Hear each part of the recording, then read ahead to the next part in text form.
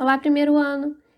Como vocês sabem, a gente está lançando esses vídeos para tentar dar continuidade, né, para os nossos conteúdos nesse período de quarentena, para a gente não precisar ficar totalmente sem as nossas aulas. Eu vou dar continuidade à matéria que a gente estava estudando. Eu falei em sala sobre a pré-história. A gente falou um pouco sobre do período paleolítico até o período neolítico. E o período neolítico foi o último período que a gente estudou. Eu comentei que é o momento quando o ser humano ele deixa de ser nômade, ele passa a se fixar numa mesma região, e com isso a gente tem o desenvolvimento das primeiras noções de arquitetura. Eu comentei que eles começam a fazer, né, as moradias de pedra e são conhecidos como os primeiros arquitetos do mundo. A gente vai seguir agora falando sobre as primeiras civilizações, né, que a gente tem registro, né, desse período de antiguidade após a pré-história. E a gente começa com as civilizações da Mesopotâmia. A Mesopotâmia é uma região que ela fica localizada entre os rios Tigre e o rio Eufrates. O próprio nome, como eu coloquei no slide, significa exatamente isso, o meio dos rios. Essa região é correspondente ao que a gente chama hoje em dia de Oriente Médio, né? Por conta dessa região, dessa localidade, de estar entre os dois rios, as terras dessa região são muito férteis, o que começa a ser o que faz com que ela se torne alvo de disputa dos povos da época. Como eu falei, depois do período neolítico, eles param de ser nômades, eles querem se fixar numa mesma região. Então, eles começam a viajar para tentar encontrar a melhor região possível para se fixar. Então, uma das maiores necessidades é que as terras fossem férteis para poder ter as plantações e eles terem um alimento. Então, e para a criação também de animais, estar perto do rio, estar perto da água, era uma grande vantagem. Então, por isso, essa região passa a ser alvo dessas disputas. Todos os povos querem dominar aquele território. A gente tem aqui os principais, tivemos vários povos que habitaram, né, nessa região. A gente tem os principais que são os sumérios, os babilônios, os acádios e os assírios.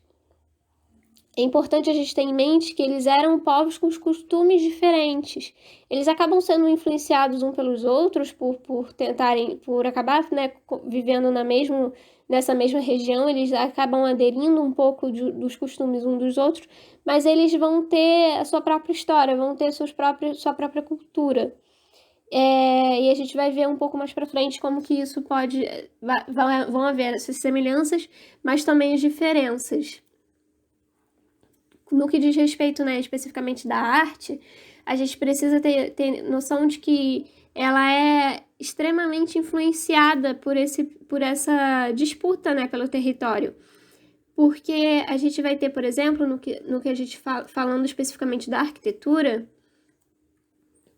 como essa região era uma região entre os rios, a terra era muito barrosa e a gente não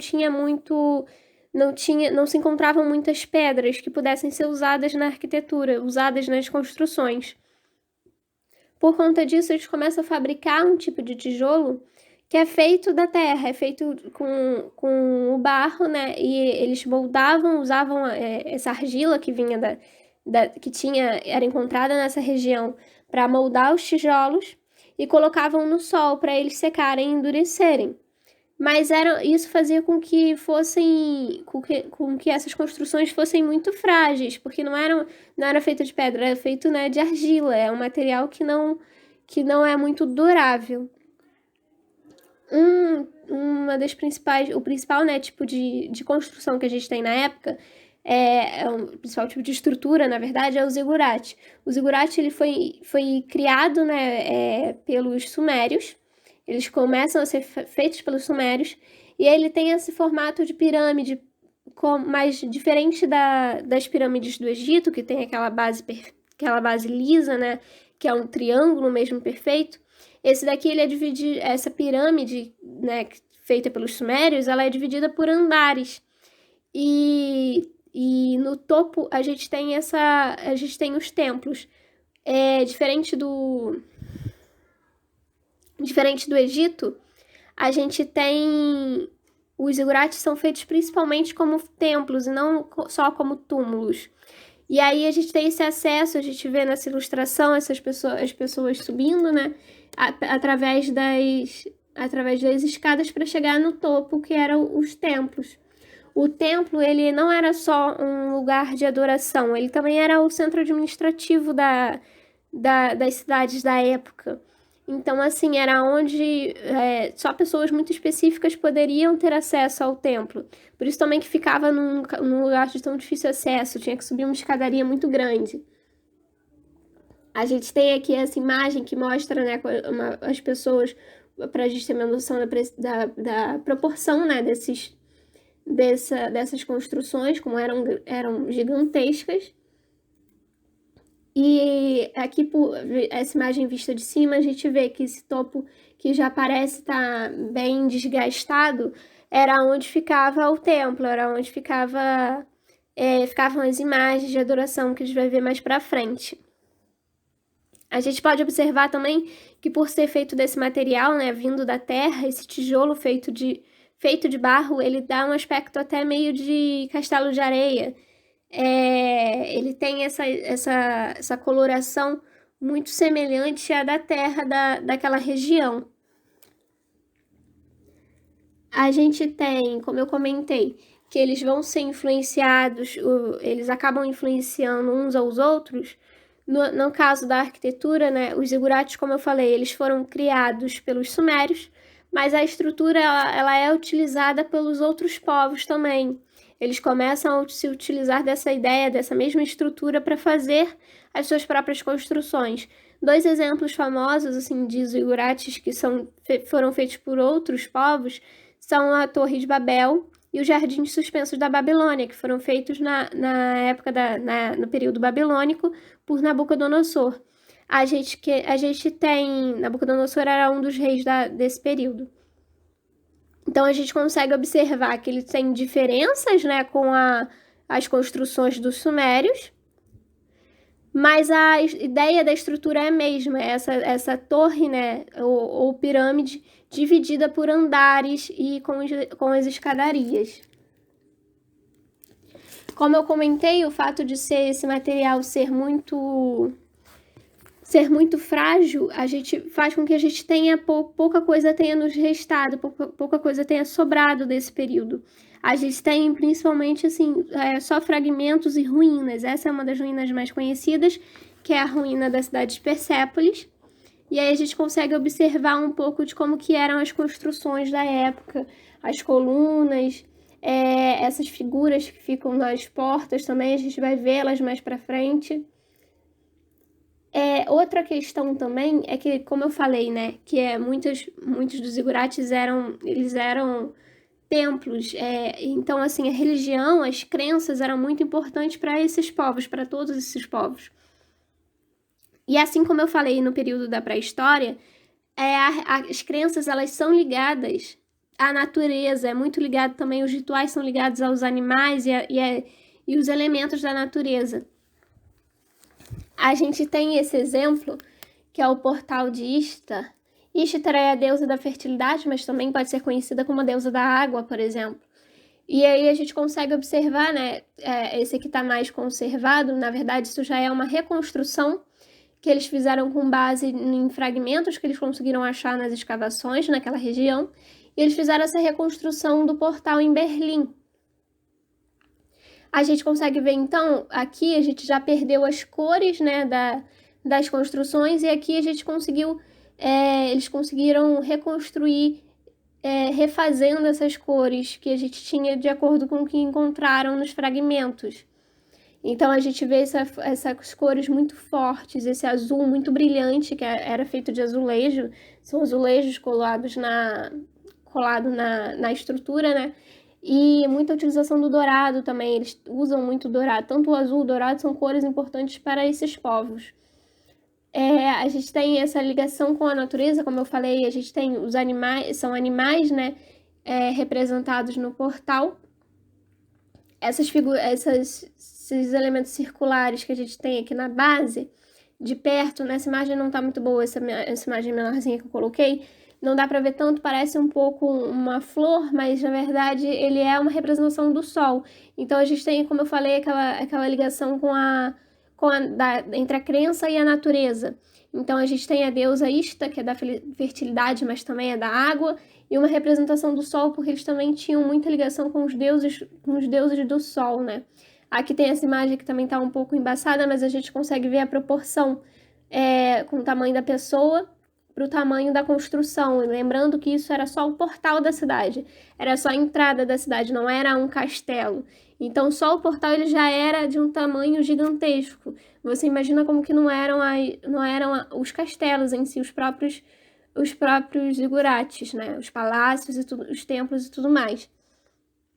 Falando um pouco mais sobre a escultura, a gente tem, como eu falei, também tá muito ligada às crenças. Então vão ser esculturas, né, estátuas feitas para decoração, para ornamentação dos templos e dos túmulos. E como eu comentei que a pedra era muito difícil de ser encontrada nessa região, o pouco de pedra que eles encontravam, eles não utilizavam nas construções, eles utilizavam para fazer essas estátuas e esses monumentos que eram sempre voltados para os deuses e para os governantes. Então, mais importante para eles do que ter uma estrutura firme, né, nas construções, era fazer essas imagens de adoração que fossem duráveis. Essas imagens para os deuses, para os governantes que fossem duráveis. A gente tem esse tipo de estátua que a gente chama de imagem de adoração, que ele representa, né, os governantes em adoração aos deuses. Então eles ficavam, essas imagens, essas estátuas ficavam dentro dos templos, representando o governante em constante adoração para os deuses. Porque o governante tinha outras coisas para fazer, tinha que chefiar, né, aquela cidade, tinha que cuidar dos seus deveres políticos e tudo mais. Então ele não podia ficar o tempo inteiro no templo, em oração, em adoração. Então eles colocavam uma estátua representando ele em adoração ao Deus, lá no templo, como se ele estivesse constantemente ali. Então a gente tem essa importância muito forte da imagem, né? Porque eles acreditam que só o fato de ter uma estátua dele ali significa que ele estava em constante adoração. A gente tem esse outro exemplo, que já é feito de uma pedra mais escura. A gente vê que é a mesma ideia, que apesar de ser as feições aqui nesse primeiro estarem mais pacíficas, né? mais chega a se estar meio sorridentes, aqui já estão mais sérias, mas ele também tá com as mãos prostradas em adoração, então estava sempre assim, ou em pé ou numa posição sentada, porque eram posições de adoração, né, de estar em adoração aos deuses. E a gente tem essa ideia, quando eu coloco ali que eram figuras estáticas, né, rígidas, ele não dá uma sensação de movimento, ele tá muito rígido mesmo, naquela posição de adoração, tipo, trazendo essa rigidez, essa disciplina, transmite uma certa disciplina, sabe? E a gente tem a questão de simetria, ele é muito, ele tá de frente, ele tá muito retinho, e ele tem essa questão de ser algo com uma aparência bem simétrica, assim. Outra técnica, né, utilizada bastante era o baixo relevo. A gente tem um exemplo muito, muito importante dessa época, que são os estandartes de Ur. Eles foram feitos também pelos sumérios, e era uma forma de contar uma história. Então a gente faz muito paralelo com a história em quadrinhos, porque ele é linear, as figuras são simples. Isso era feito no arenito, né? Eles escavavam o arenito e faziam esse, como a gente chama, baixo relevo. Então a gente tem aqui essa cena, que seria uma cena de guerra, que mostra os guerreiros, né, se preparando para uma invasão, provavelmente. E essa daqui seria uma imagem, a gente tem como representação de uma imagem de paz, que seria algo que veio depois dessa primeira. Aqui a gente tem primeiro eles entrando na guerra, e aqui seria depois da vitória na guerra, né? Depois de ter o sucesso. Então eles estariam preparando o banquete da vitória.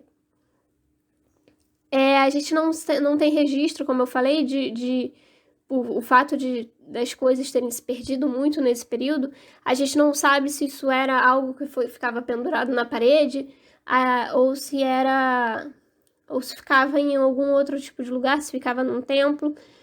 O que se tem registro é que provavelmente era uma caixa para guardar um tipo de instrumento da época, de instrumento musical. Mas a gente tem essa questão das cores, né? Como eu falei também lá no portal, a gente tem a questão do azul e do dourado. E ele conta, né, contando uma história de forma linear. O baixo relevo, ele continua sendo utilizado pelos outros povos, como é uma técnica que ela continua sendo utilizada, mas a gente percebe que aqui, feito pelos assírios, que são um povo que vai dominar o território mais para frente, bem depois dos sumérios, as feições são diferentes, né? A gente tem um tipo... Aqui, ó, nos sumérios são bem mais simples, e aqui já é mais realista. Os dos assírios já tem mais... já é mais realista mesmo, e principalmente ele é mais violento. A gente vê que aqui a cena de guerra são só os guerreiros indo enfileiradinhos, até meio sorridentes, indo até meio engraçadinhos, sabe? Indo pra guerra. Aqui nos assírios já é essa representação, né?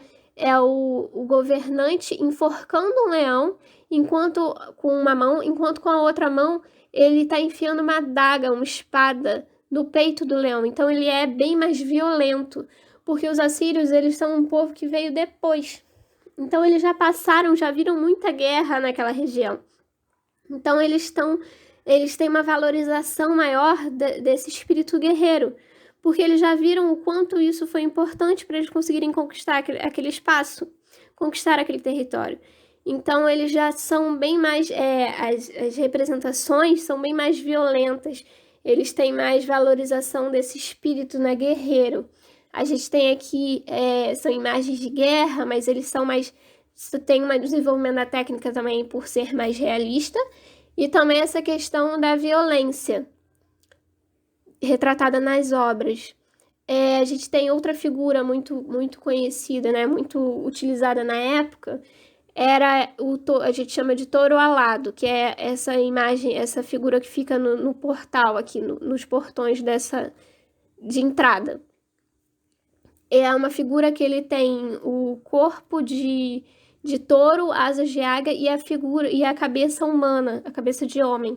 Por quê? Porque o corpo animalesco, né? O corpo do animal, ele representa a força, mas a cabeça do homem, ele representa a inteligência, a racionalidade. E como eles eram um povo, né, guerreiro, que valorizava a guerra, valorizava as batalhas, né? O espírito guerreiro era obrigatório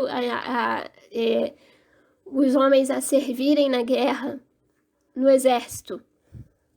Então, eles têm essa valorização da estratégia para a guerra.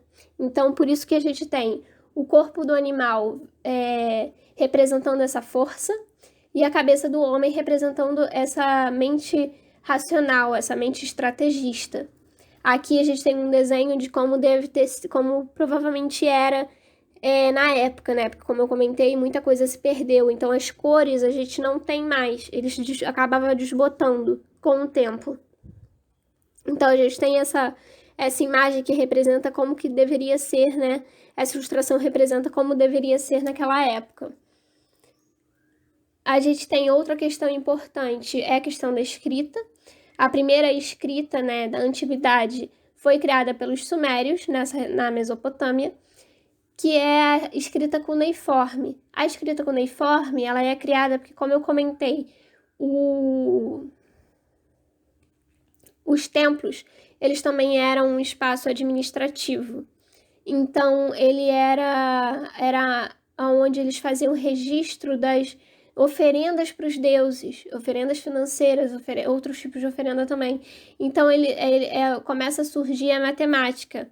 E eles começam a desenvolver essa escrita para fazer esse registro da contabilidade. A escrita cuneiforme, ela é utilizada pelos outros povos também. Eles começam lá atrás com os sumérios e vai sendo utilizada e desenvolvida pelos outros povos. Um exemplo importante é o código Hammurabi, que é o primeiro código de leis que a gente tem registro, e é um código de leis muito rígido, assim, é de onde, para vocês terem uma ideia, é a partir desse código que a gente tem aquela expressão olho por olho, dente por dente, porque ele tem aquele caráter violento do povo assírio. Então era algo, a gente tem aqui essa representação, esse monumento, que é a estela. Estela é o tipo de monumento, que é esse relevo feito para homenagear os governantes. Aqui a gente seria o Hammurabi, né, que era o governante da época, recebendo o código do deus, o código de um dos seus deuses. E aí, atrás a gente tem, essa imagem não tá muito boa, mas atrás a gente tem o código, né, o conjunto de leis, escrito usando a escrita cuneiforme. Então, ele é enorme, assim, ele tem mais de 2 metros de altura e é todo inscrito com um código Hammurabi, com esse conjunto de leis. Eu vou deixar uma atividade que é para eu ter uma ideia se vocês estão conseguindo acompanhar, né, a matéria até aqui. Eu vou pedir que vocês escrevam para mim o que vocês conseguem. Pode ser um parágrafo breve, assim, de acordo com o que vocês têm de anotação da nossa aula em sala de aula, né, sobre a pré-história. E com essa aula, com os slides que eu passei agora sobre a Mesopotâmia, o que vocês conseguem ver, se vocês conseguem ver alguma semelhança entre entre esses dois períodos, entre a arte feita por esses dois períodos e o que eles valorizavam, semelhanças e diferenças entre essas duas civilizações, a pré-histórica e as civilizações da Mesopotâmia. Eu vou encerrar por aqui. Na próxima aula, a gente vai dar continuidade às civilizações antigas e a gente vai falar sobre o Egito. Façam atividade e qualquer dúvida vocês deixem aí no aplicativo que eu tenho como ver e responder para vocês.